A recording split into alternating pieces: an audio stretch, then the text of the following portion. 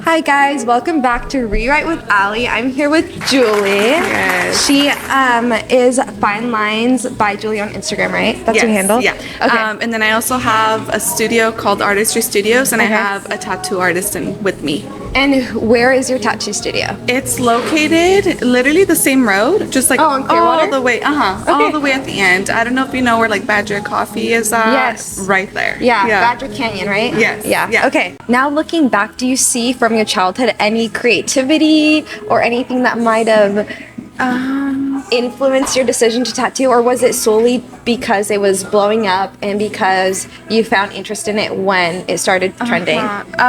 Honestly, like looking back, I feel like when I was younger, I did not have motivation like I do now at all. Like I was really dumb. Like I wouldn't make the best choices when I was younger. Yeah.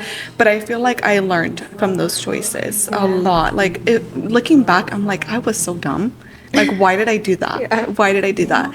And so that motivated me to do better. That motivated me to, like, when I become a mom, I want to be a present mom.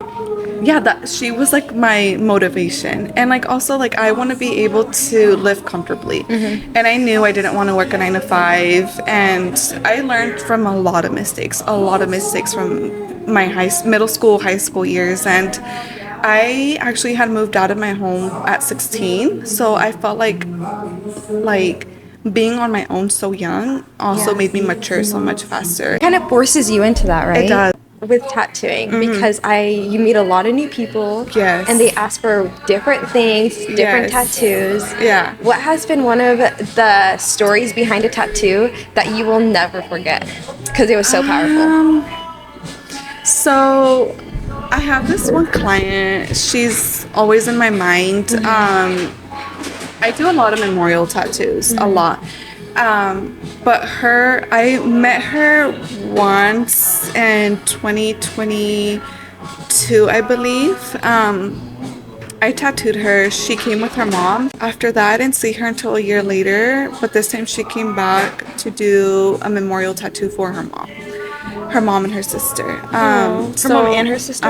You know, my daughter was still little, and she's, you know, my client's grown and everything, but like I just cannot imagine going through that. And like I know like obviously something like that is really difficult. Her way of coping was getting tattoos. That's one thing about tattooing, is like being able to be there for somebody. Yeah. And being able to do something for them in honor of whoever it is. I would come home to my husband and I would cry, honestly, because like it hurt. Like I couldn't understand her, but I know that obviously, like, you know, when you lose somebody, it's not a good thing. I don't know, I felt like I had a connection with her, and I didn't know why. But every time she would come in, like, she would tell me, hey, like, can I come in this day? And I would say yes, like, don't worry about it, come in, like, just come in. Like, even if it was like late at night or whatever, like I wanted to be there for her because I know she needed so that. Sweet. Yeah, and like me being able to do that made me so happy. I didn't do that because I wanted something in return. I just genuinely wanted to be there for somebody who cared needed. for her, Yeah, I did. And do you say that you can't understand because you've never been through that, or why do you say I can't understand? Yeah, I can't understand how she felt because I didn't lose a sister or I didn't lose a mom, and so I know it hurts, and it hurts me when like they tell me stories like that, and like it makes me sad, but like it also now I can understand a little bit more because 3 months ago I lost my mom, and so now I can completely understand how she felt.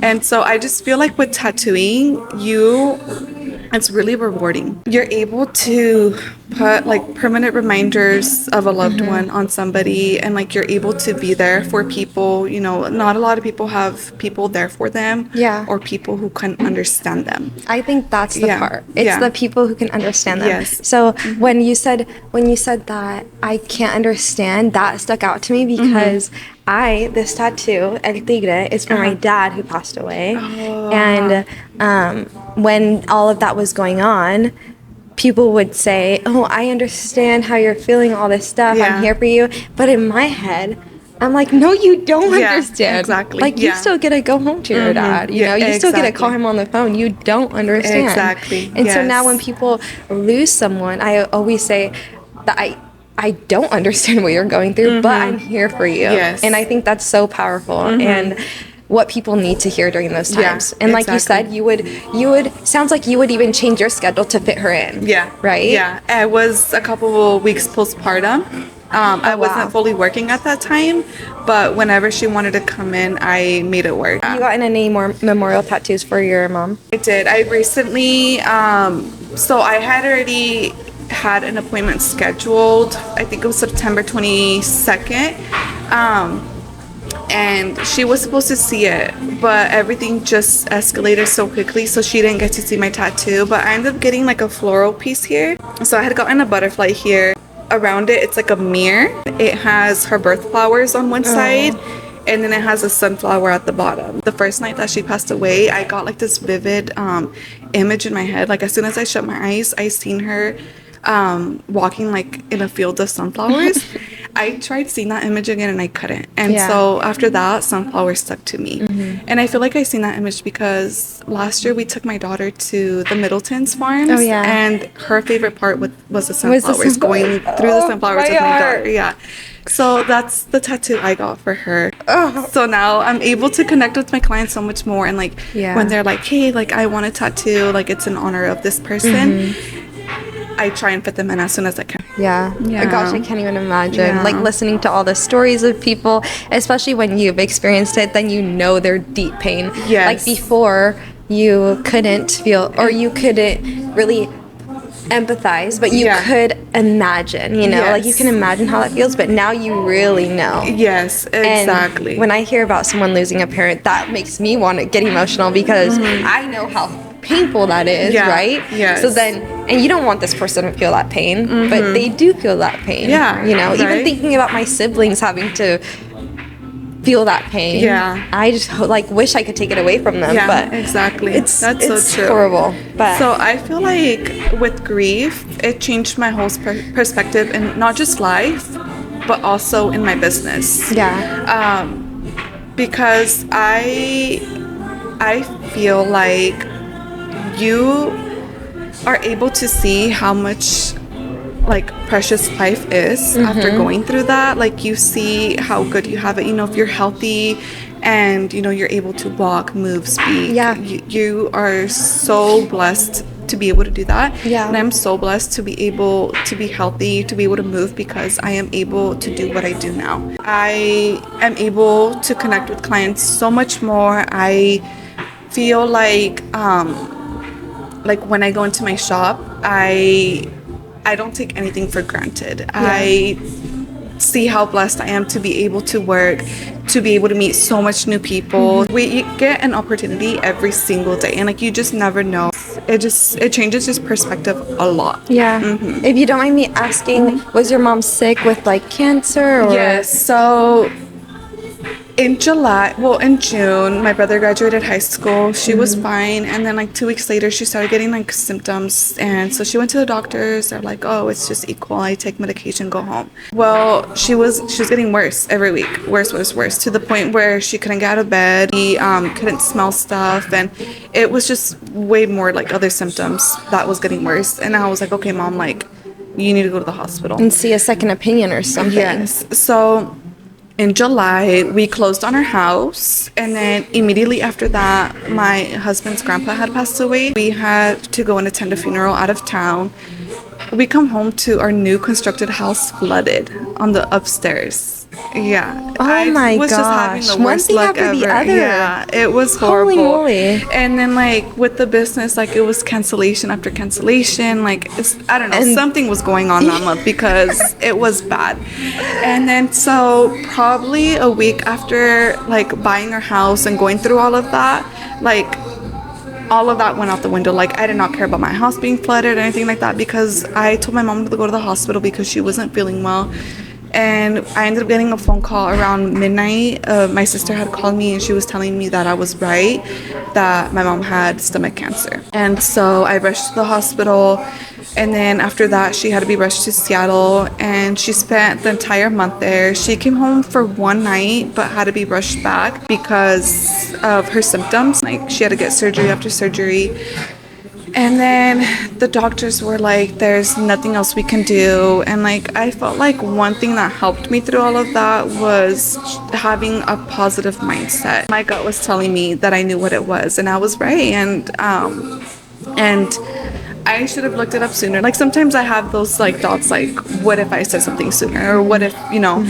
But when I told her to go to the hospital, that's when they found out. And so I knew what the outcome was going to be, because when they had done the biopsy, they were like, oh, it's this type of cancer. And when I searched it up, it's not curable. You can't do surgery on it. You can't, especially at stage 4. And so It was colon cancer, or what? yes, yeah. Because at first I thought it was like in the stomach, but when they did the biopsy, they're like, it's colon cancer. yeah. And it was like a certain type of cancer. It was like a mucousy type of cancer. So like fluid would build up in her stomach, and like her stomach would grow. Her stomach was literally the size of like a 9-month pregnant woman. Yeah. And like, it hurt my heart to see my mom like that in so much pain, because like, she was fine a month before that, like completely fine. And then from it going from that point to like her not being able to move, having to stay here and work, and not being able to be there for her, because, you know, having a 2-year-old is hard, especially having her in the hospital. It's really hard, because obviously we don't want her to unplug stuff. Yeah. When you search up a certain type of like cancer, most of the information about it is right. In August, I ended up doing a pop-up to raise money for funeral, and I had people tell me, they're like, why are you doing that? Like, she's not gonna pass away, blah blah blah. But in my heart, Did she know that it was for the funeral? My mom? Yeah. Like, did she know that the money was for that? No, she didn't even know I was raising money. Okay. But I had gone to work on a Saturday, and she was actually home that day because she ended up choosing end of life care because there were no more options for her. And that was only within a month. And it was either she can do chemo, but it's not going to do anything for her, or she can come home and just spend the rest of her time with her family. So she chose that route. Well, that Saturday that I did the pop-up, I was gonna go home and pack my stuff and then go to my mom's house and spend like the whole month of September there. I ended up going that day to my mom's house, and she was no longer able to talk, walk, move, anything. The last thing I told her was like, I love you, Mom. And she tried telling me, but she couldn't. But I know she was trying to tell me. And so the next day, she had to be rushed to the hospital because she wasn't able to take her meds anymore. And that night, she ended up passing away, literally 2 days after getting home from the hospital. Maybe that's all she needed to feel at peace, though, to go, you know? Because they do say that when they're in that environment and feel safe enough that they will let go. Exactly. Yeah, that's so true. She could have even been holding on from the hospital just to be at home. Exactly, yeah. And I never showed my emotional side to her because I didn't want her to feel like it was gonna break us. I felt like the first 2 months I did a pretty good job at handling it, but I feel like it gets harder every day. So like having to handle grief and work and life and just everything, it's hard. It's really hard. But it keeps me going because I know my mom's not in pain anymore. There's just so much to be blessed for. My daughter is like my number one motivation, and like I know my mom would want me to keep going.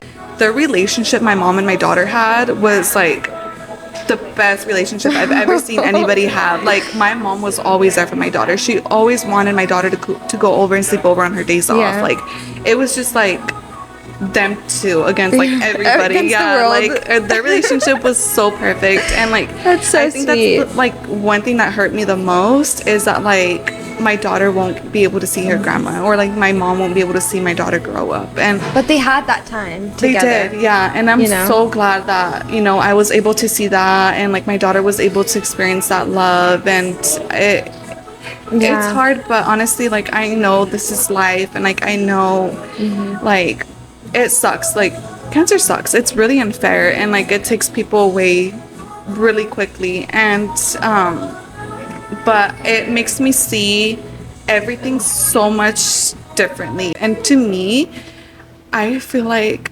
having a negative mindset won't get me anywhere. No. And so that's why I keep going. That's why I show up and I still go tattoo people. That's why I'm a very open person. So whenever me and my clients are talking about something and they really want to get into like Get in deep. the conversation, I will do that. Like Yeah. I am a person who doesn't care about going deep into the conversation. Yeah. And so I feel like having a positive mindset helps everything. Like obviously like there's hard times, like, but during the day, like my clients keep me busy. When I have great clients come into my shop and like I tattoo them and we have a great time and I connect with them, that's my reason why I keep tattooing. Because it just makes work so much better.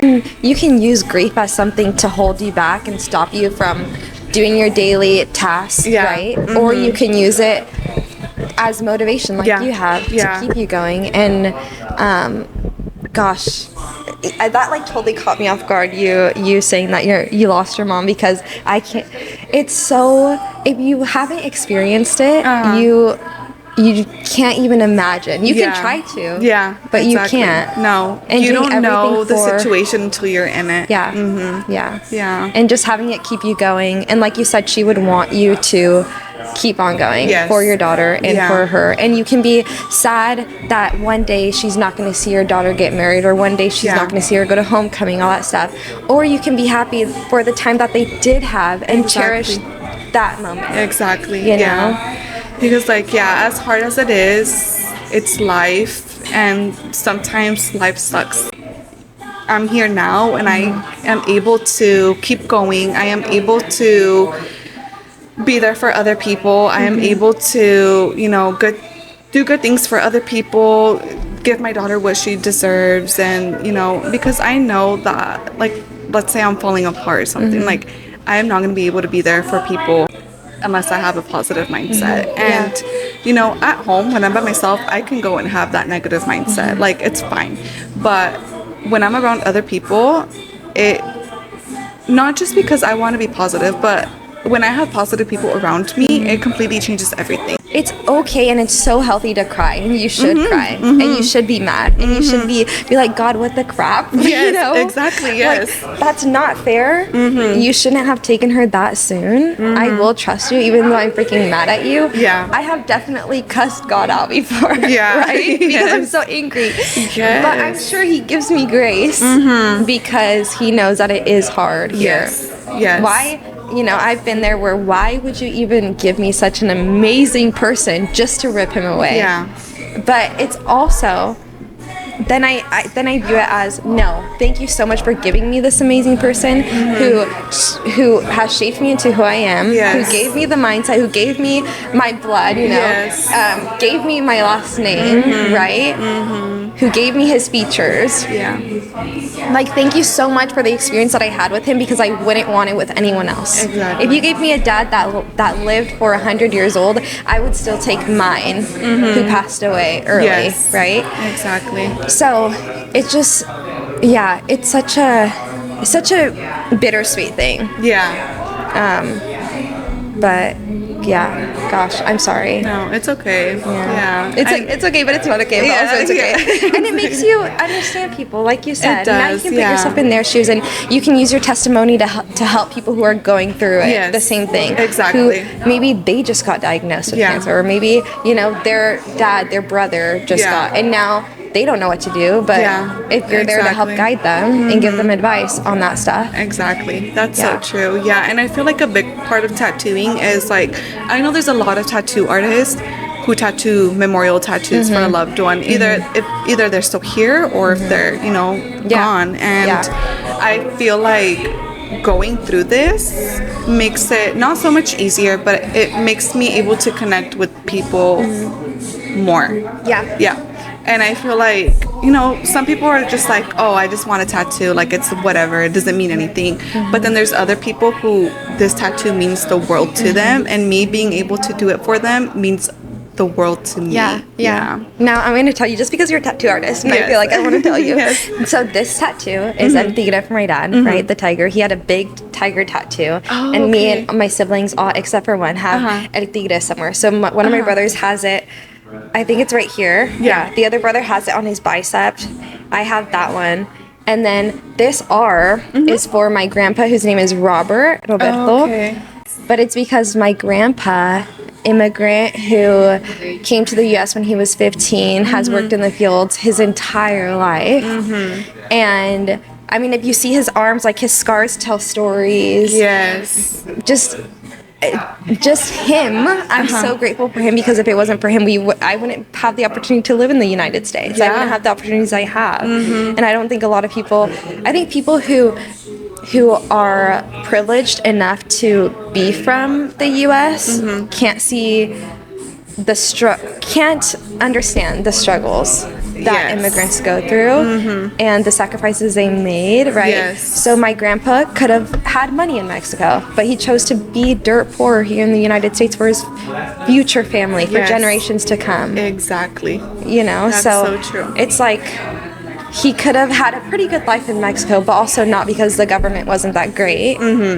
Or he could have like left everything he knew with a few bucks in his pocket, and that's what he did, to bet on his, you know. So this is a reminder to me, to make the most out of my life, because to give him thanks. I love that. You know? I love how you're able to see it all the time too. That's why I put it right here, because I want to see it. I always tell my clients to, like, if they want to be able to see a tattoo like every day, do it on the arms. Right. You're able to see it every single day. That's why I wanted this one right here, so I can see that too. Exactly. That's so true.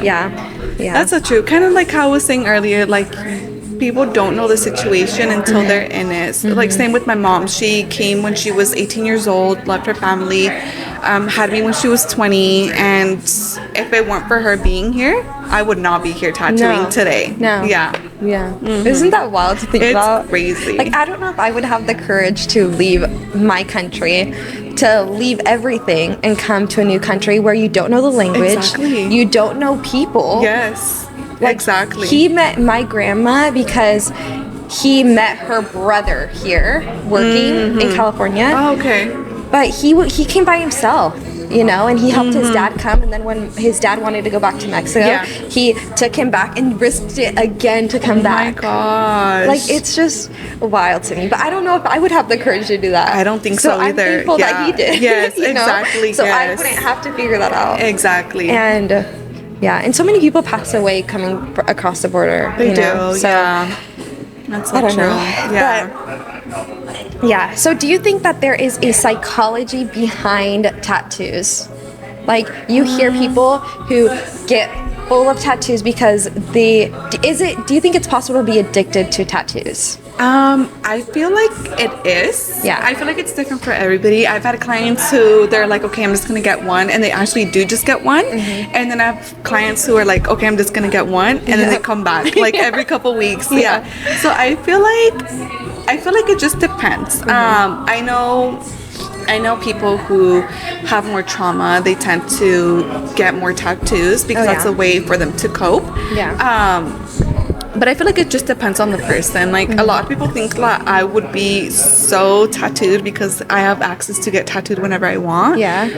But I don't. Like, I feel like it's just so different to everybody. Like, when I was younger, I would just go on Pinterest and be like, I want this tattoo it on me. But now that I'm more mature, I'm like, I shouldn't have done that. I should have put more thought to it. And I don't regret my tattoos, but now I definitely put more thought into my tattoos. And so what would you tell someone that maybe wants this tattoo, but they're not sure, but they kind of do? So I do have people who are like, I want this, but I'm not sure. I just tell them to wait on it. Because I don't want them to regret it, and it's just better to, I sometimes tell people to put the tattoo as their screensaver. Look at it every day, and then if they don't like it, don't get it. Wait, that's really smart. I feel like I seen that one time somewhere, and so I followed that, and it actually works. That's really smart. Because I had a client come back to me a whole year later, and it was not that tattoo that she wanted. If tattoos had an expiration date and if they disappeared after like a year, I would be all tatted up. Gosh, me too. I love, like, this sounds weird, but I love the feeling Me too. Yeah, I totally I get say that. it Yes. hurts so good. I think, but people who have experienced trauma, and there's research says that people who have experienced hardships are more likely. I think it's like I forgot the percentage, but I looked this up. They're more likely to have piercings and tattoos. Yes. Yeah. That's true. And I think it's a way to process your trauma. Because then you finally, for me, I feel like you finally let go of maybe the anger, the resentment of whatever negative emotion you felt. Yeah. It's a way to accept. Yes. Like, it's a form of acceptance, I think. Yeah, I think so too. Yeah, I feel like that too because when I did this tattoo for my mom here, I felt like it helped in so many ways. Like, hey, at least I'm not freaking out here doing drugs and stuff. Like, I'm over here getting tattooed. I could be and doing it's like meth, a form but of I'm not. exactly. That's so true. And I feel like it's a form of kind of like therapy. Oh, because absolutely. whenever my clients come to me and they come and get these tattoos, they're like, thank you so much for listening to me or stuff like that. They're like, it feels like a therapy session. I'm like, which is so good. 'cause That's what I you want. Yeah. Like my goal for the studio, like every time people go in my shop, they're like, this does not look like a tattoo studio. Really? Especially when people bring I'm their curious to see husbands what or it looks like. girlfriends or boyfriends. They go in and they're like, this isn't a tattoo shop. And I'm like, it's not meant for you. So a lot of men say that it's not a tattoo shop. But I did the tattoo shop the way women will feel more comfortable being in. So do you only tattoo women? Basically, I mean, I tattoo men here and there, but it's rare. How did you get into tattooing and why tattooing? It was super random. So during COVID, my husband and I moved to Arizona. I went from working at a daycare to warehouse. And it was just not for me. So I'm like, okay, I'm going to get into permanent makeup. Yeah. And then last minute, I decided not to. So I ended up doing a little course, a filing tattoo course. Every time I think of tattoo artists, like I never think of a young person just getting into tattooing. Yeah. Especially a female tattoo artist. Like you rarely see them. And so, I decided to go for it, to the course, and I walked out of there knowing nothing. I got taught nothing. All I knew how to do was just pick up the machine and start tattooing on fake skin, and that was it. I did not know how to sanitize properly. I didn't know how to print out a stencil, how to put a stencil on somebody. Literally the basics, nothing. I decided to teach myself. So for hours, I would watch YouTube videos. I would practice on fake skin. Then I started doing like discounted tattoos on people. Yeah. And probably about 2 months after I started getting a little bit of clientele, we decided to sell our home in Arizona and move back to Washington. We came back and I had to start all over. But I wasn't nervous because I'm from Sunnyside. I grew up there, and I was like, okay, I'm gonna have no problem getting clients. Yeah. Well, my father-in-law's a tattoo artist, so I was working out of his tattoo shop. I opened my books, and nobody books with me, and I'm like, shoot, I should have not moved from Arizona. This was a big mistake. About 2 weeks, no, probably a month goes by, and I have not taken one client. And so I have no income coming in. So I started applying at jobs in Tri-Cities since our goal was to move back to Tri-Cities. Yeah. And I got the job at Home Depot. I did not want to work there. It motivated me more to try and get more clients. Yeah, nobody booked Were you with starting me. to get more clients when you would do those discounts? No, not yet. And so my sister-in-law is also a tattoo artist. She was like, let's do a Valentine's flash sheet. So it's like little flash sheets and like little designs with a theme. So like Valentine's, it was like hearts and like scriptures. Yeah. And she's like, yeah, we'll just do, she does it for $50. And I was like, okay, I'll do for $30 since like, I'm an apprentice still. And so Valentine's Day comes up. Nobody shows up for me. Nobody shows up. What? And I'm like, oh, like I really messed up. I'm going to have to work at Home Depot. And so I end up leaving. And so I get a message saying, hey, if you draw me a design, I'll see if I like it. And if I do, I'll book. And I would always do those designs. And 99% of the time, people wouldn't book. Yeah. This right here. But I was like, yeah, I'll do it. But You said 90% of the time those people wouldn't book? No, they take that design and go somewhere else. And so I was like, okay, this is not smart for me to do. but I was really trying to gain clients. Yeah. And so I was like, yeah, sure, I'll do it. So I had left the shop and I left my iPad at the shop. So I had to go back. Well, I ended up going back around like 5:30 p.m. The lobby's completely packed with people. And my sister-in-law was like, we need help. Like, do you want to like help? And I'm a person who likes being on a schedule. Yeah. So doing it so last minute, thinking I wasn't going to tattoo that day, I was about to say caught no. you off guard? Yeah, I was about to say no. Yeah. I was like, you know what? If I don't do it, like, I may never have this chance again. So I was like, okay, you know what? Yes. Well, I ended up tattooing 5 people that day. And so those people took pictures of their tattoo, tagged me, and then other people started following me. It's like the referral. Yes, Yeah. exactly. And most of those people were from here, from Tri-Cities. So I'm like, that's perfect because, you know, my goal is to move to Tri-Cities. And so, yeah, I started getting followers like that, messages. People were like, how much for this? Like, can you do this? And I'm like, yes. And at that time, it was like 2021, fine line tattoos were barely starting to become the big thing. A trend, no one was able to find a tattoo artist here who specialized in fine line. Yeah, and I think the guy that I went to, he didn't really know what, I don't think he knew what it was. Yeah. Because I just did a walk-in, you know? So, yes. and, I know. I have those too. I have a tattoo like that too. Yeah. But I wouldn't like, you know, take it back, so. Yes, no, that's true. I feel like it kind of has a story too. No, Every exactly. tattoo has a story. Exactly. Yeah, yes. Yeah. And so when people started following me, they were messaging me, and then I think I was supposed to start at Home Depot a week later, but so many people were interested in fine line tattoos. I ended up booking out the whole month within a week. Yeah. Oh, wow. It was crazy. And then I told my husband, I was like, should I still work at Home Depot? Like, I don't know what to do. Yeah. He's like, you do whatever Because you didn't start yet. No. Okay. I still had a week left till I started. Okay. And he was like, you do what you need to do. My gut was telling me not to work at Home Depot and to focus on tattooing. Yeah. Yeah. And my goal for tattooing was to make my own schedule because I knew once I had a kid, I would have more flexibility than working a 9 to 5.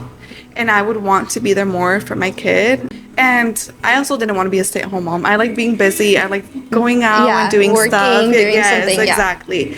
And so that was my number one motivation. It was when I have a baby, I would want to be there for them. Were and you make my own pregnant at the schedule. time? No. Or? Okay. Yeah, I was not pregnant It was yet. just a vision. Yes, Okay. yeah. And so I think I got that mentality because when I used to work at childcare, like I would see, parents would be gone for hours, and like I know not everybody has that choice, and I had that choice of tattooing and making my own schedule. So I said, okay, I'm not gonna go to Home Depot, and I'm gonna focus 100% on fine line tattooing. I was working at the Sunnyside tattoo shop for about 6 months, and then I ended up finding a little room off like Queensgate inside a hair salon. It made the business so much busier because all my clients were coming from Tri-Cities to Sunnyside. So now I was here. Ever since I did that Valentine's flash sheet, it's been busy. Okay. Even till this day, and I'm so grateful because if I was not doing tattoos, I don't know what I would be doing right now. Yeah, and honestly, you're working at a warehouse maybe. I don't know. be here right now, probably doing this podcast. I'd be at work. Wait, isn't that crazy? Yeah, it's crazy. And so, yeah, I feel like with this, I have so much more time. With tattooing, you have to have the time to draw designs in advance, and I used to do that at home, but now my daughter doesn't let me. She'll go up to me and she'll turn the iPad off. She's like, no, pay Mom. attention to Yeah, me. exactly. Yeah. So now I still go to work, and then I just draw designs there, and then I have like my designated tattoo days and stuff like that. This is why I wanted to do tattoos, to be able to be there for my daughter. So yeah, I feel like I finally found that balance of work and life. So what I do is I go take my daughter to daycare, I go to work, and then at the same time I feel like I'm able to focus and prioritize my clients so much more now. Yeah, when my clients sit in my chair, they're like my number one priority. I don't have to worry about anything else. And yeah, honestly, it's such a big blessing to be able to do this. It's brought me so much opportunities, and I've met so many nice people, sweet people who have been there for me after life is crazy right now. Yeah. And so I've had a lot of people support me, and it's just crazy how tattooing can bring a lot of people together and how much support there actually is around you. Yeah. And then you realize that by who shows up for you. Yes. When you moved to Arizona for COVID, what made you move to Arizona? Before moving to Arizona, we moved to Tri-Cities. And so I ended up moving to Tri-Cities when I was still in high school, in my senior year. wow. So I would drive from here to Sunnyside, go to school, come back, work. And then we were here for about 6 months. And then March, we ended up moving to Arizona. We moved to a city called Buckeye. Have you ever heard of Buckeye? It's like really far away. It's like one of the last cities before heading towards Yuma and then California. So it's really, it's growing though. It's getting really, really big. And so from Buckeye, we ended up moving to Surprise, Arizona. It's next to like Glendale area where like the stadium is at. I know more of that area. Yes, we moved there and we bought a home because we thought we were going to live there forever. And then so once I got into tattooing, I was like, you know what, like I miss home, and like once I have kids, like I would want her to be next to her grandma. I ended up selling the house without even telling my husband, but he did not care because he was so homesick. I did him a favor. Yes. And like we talked about it, and like I asked him before, like I'm like, okay, if we ever move back, would you move back? Like his answer was always like, yes, I would. While we were on leave, COVID was happening, and so we just never ended up going back to work. And then when it was time to go back to work, I didn't want to go back. I was like, no. So what did I do after that? I think I started working at the Walmart. No, just kidding. The Amazon warehouse. Okay. They have like 1 million Amazons over there. So I was working there for a little bit, and I did not like it.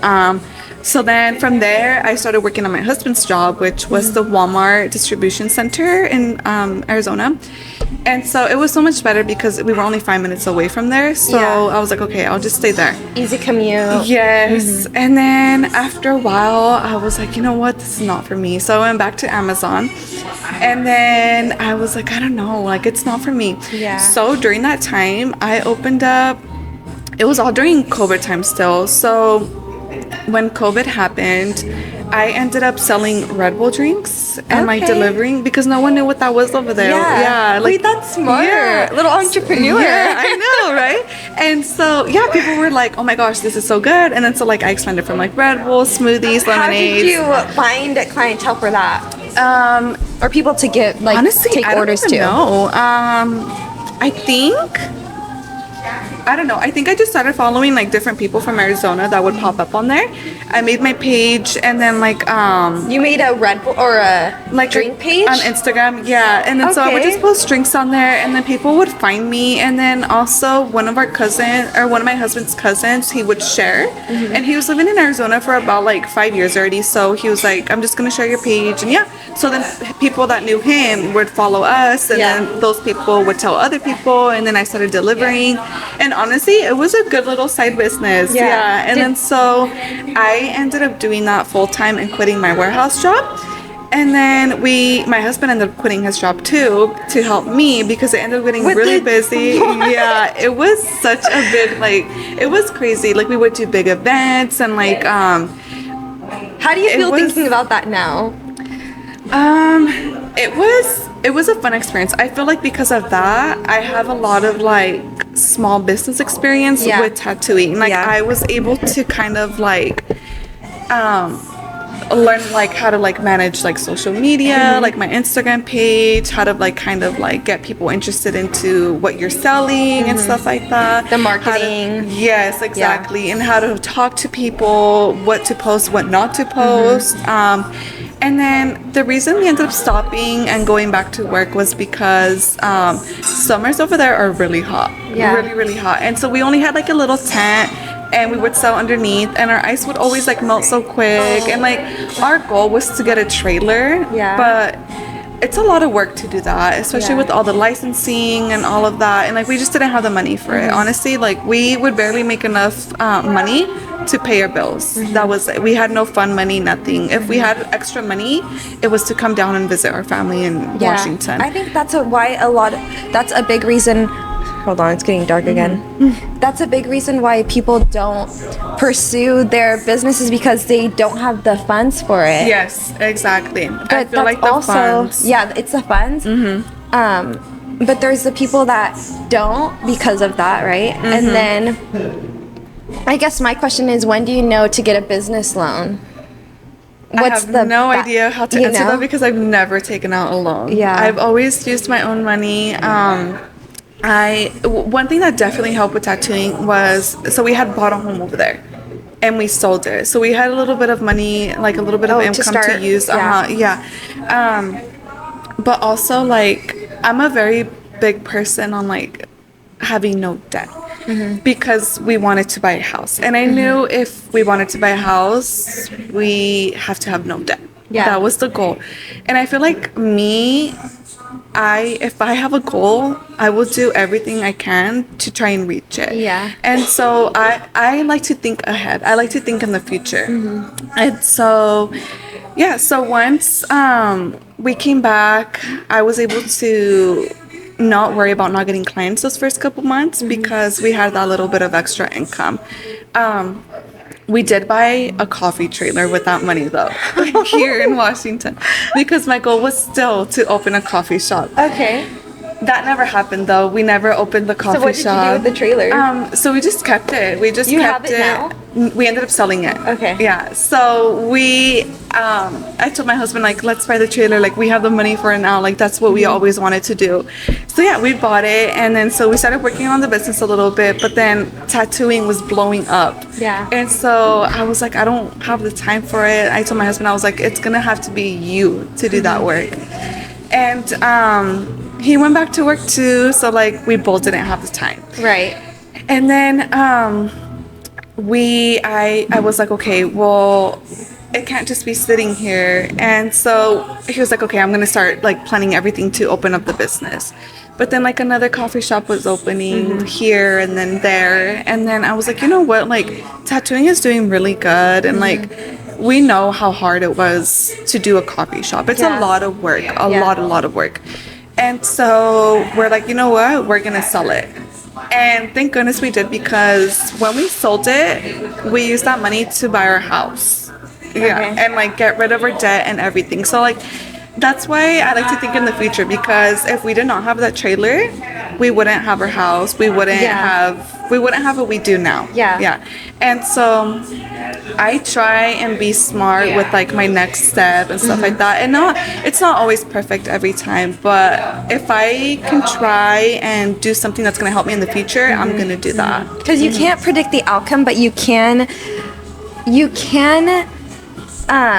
like respond to what happens, right? Yes, exactly. So you make a decision, and then whatever happens, and you respond to it. Yes, exactly. And I also think that your gut feeling, exactly. That's so is true. usually right. So. Because our goal was to open the coffee shop, but it just didn't work out, and it's okay because tattooing is keeping me really, really busy.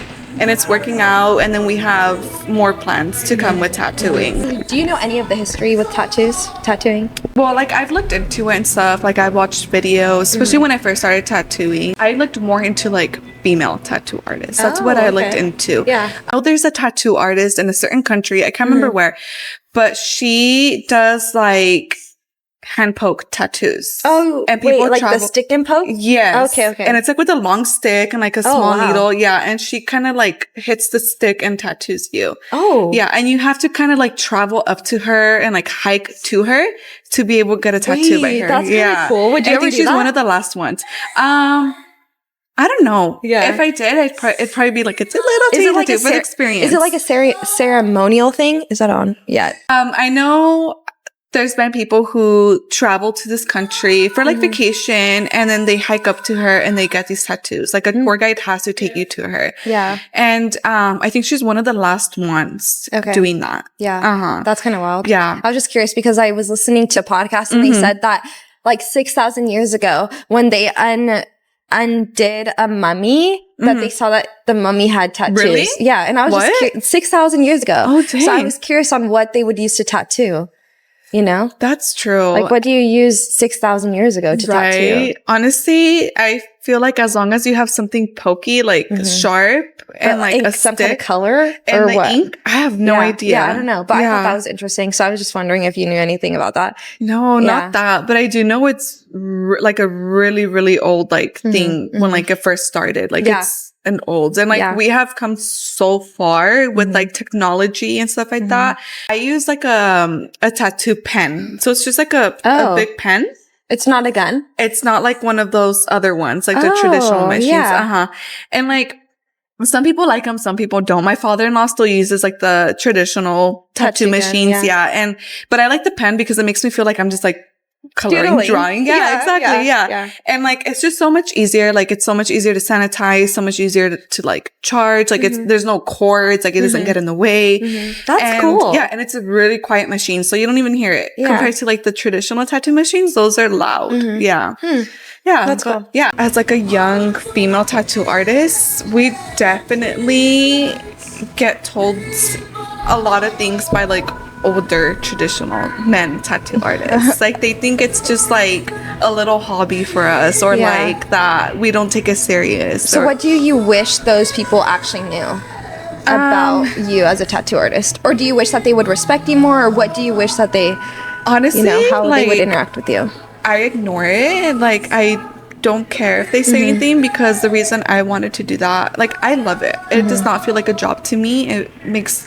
I do it because I can connect with clients, and like I'm not doing it for the money. Like obviously we need money to live. It's a bonus, but exactly. But I don't do it for the money. I get clients who are so sweet, or they come back multiple times.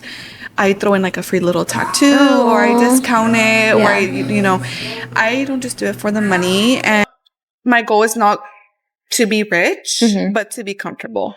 Yeah. That's my goal. Yeah. I think my goal is to have enough where I have freedom to decide if I want to not to go to work, because that sounds weird, but if I want to take 2 weeks off and not have a problem with money, I think I would want that. That's so true. Yeah. I mean, it would be nice to be rich, but I mean, money just doesn't appear. But we're going to speak it into existence. Yes, we're going to be, we're going to have enough money to be able to take time off if we want to. Yes, right? Exactly. Okay. That's so true. Okay. And be rich. Yes, exactly. It's okay to want to be rich, I think. Exactly. Okay. I know. That's Who doesn't so want to be rich? Right? Okay. I know. If you say you don't want to be rich, you're lying. Okay. Yep. But give away your money generously if you are. I think charities, all that stuff, right? Pay back. Yeah. Pay it back. Yes, that's so true. In 1940s, I believe, was when people started getting more and more tattoos again, because there was a time where, even I feel like after that, where if someone saw a person with tattoos, they immediately thought that they were criminals, or that they were just bad people, all that stuff. Yeah. How do you feel about that stigma that had been placed on people with tattoos? Honestly, or trashy, like just that stigma.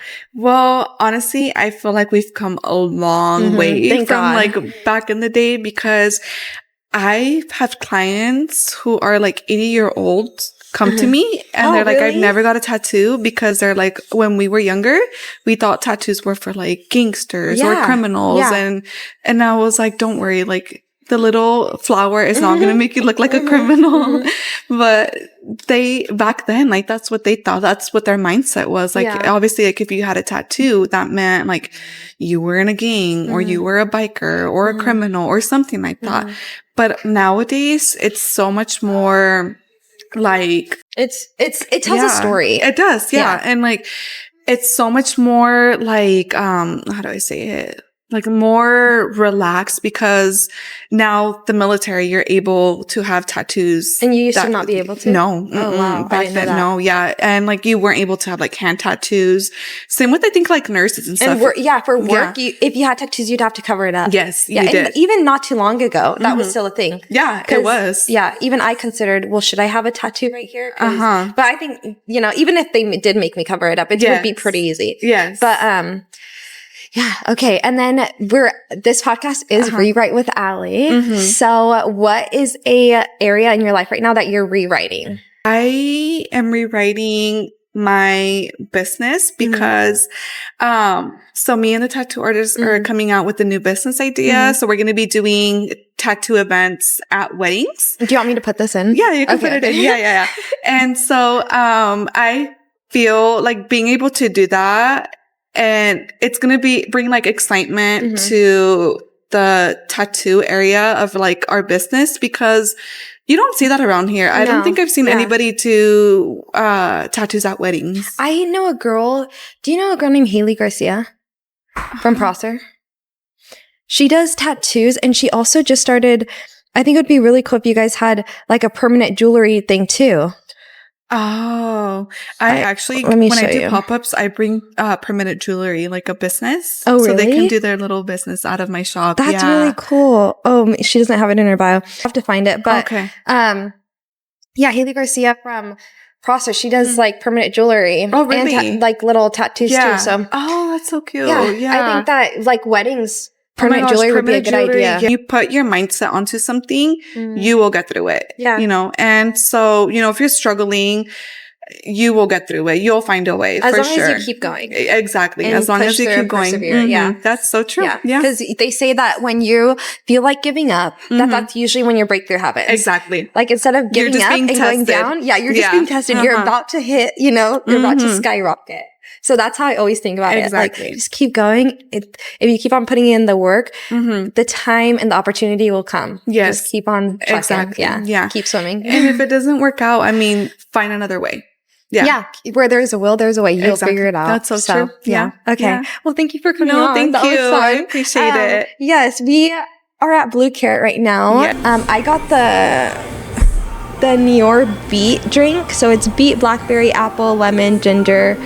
And it's very, very tasty, very delicious. What did you get? I think it was a tropical mango bliss. Okay, yum. I can't remember what it has in it, but I know for sure it has mango, banana, and like a type of nut. I think it's cashews. Okay. It's, I think and you it can is taste too. it, and it's so good. Yeah. Okay, amazing. Super good. Okay. Yes. Well, where can everyone find you? So I am located on Clearwater, not too far from here, but you can find me on Instagram at Artistry Studios or under Fine Line Tattoos by Julie. Okay, yay. Thank you. No, thank you. I appreciate it. Yeah.